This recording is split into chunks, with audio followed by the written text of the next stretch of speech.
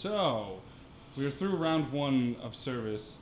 How has it been cooking together? Having this collective minds of the different restaurants of Pittsburgh coming together to make a single meal. How has that worked out? Awful. No, I'm kidding. Well, it's been kind of challenging, but good.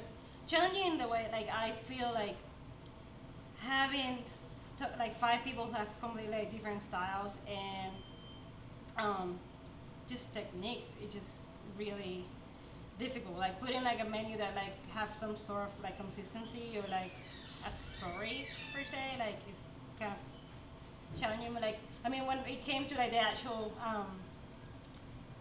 The cooking, the actual yeah. like execution, I think it was great. Like we were having fun. Like people were like, we know what we were doing. We were like had like the idea of like what each person was like presenting. So I think it came like very natural kind of feel. Like Yeah, it's just like we just followed through. as far as the execution, I mean, it really doesn't get much easier. I don't want to jinx us before the second seating, but I mean, it's not every day that you're in the kitchen with at least 10 other professionals that are like dying, like, what can I do? What can I plate? Right. Give me something to do. And it's even care about like wiping plates and putting like the air exactly. in the right place. It's not every day like you have that professionalism and that quantity of it all in one like kitchen at the same time. From each other, kind of. It sounds so cliche, but it's true. Like I mean, there was like Yeah. techniques that I was like, oh, nice. Yeah. I will try that next time I try to do that. So I noticed with the menu, and all of the restaurants involved this evening, that a huge focal point is local produce, and that has become an increasing trend. And how does that really affect what you want to cook and how you cook it? Well, it goes back to that. If we want to talk about that, we have to talk about how we first approached this. It was going to be a spring dinner, early spring dinner.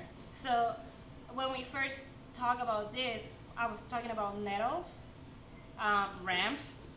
What else were we talking? Morels. Like all these products that right now, since we have to postpone the dinner, like it's not even available. So it's almost like late spring. So we had to change the menu a couple of times. We had to just like move what we wanted to do. Like just like we started with like a concept, but just that like when you cook seasonal, when you cook local, you just have to adapt to what you have.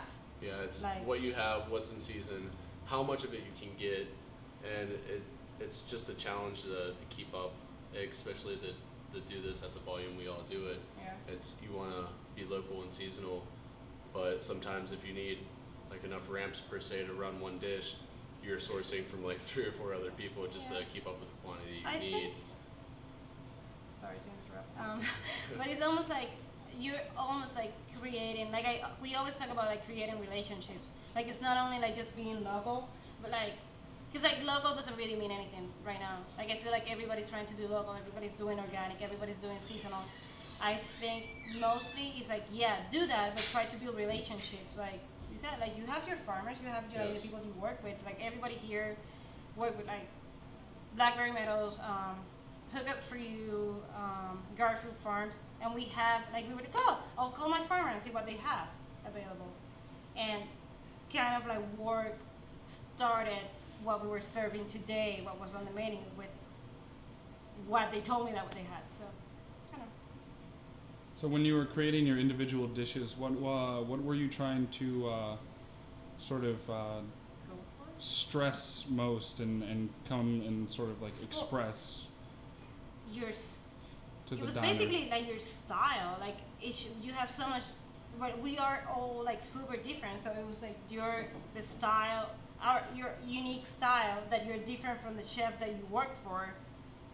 Like I'm sure that Matt is like different than like Brian's style. In a roundabout way, we all do things the same way. We have an influence. Like I haven't like you. Oh my god.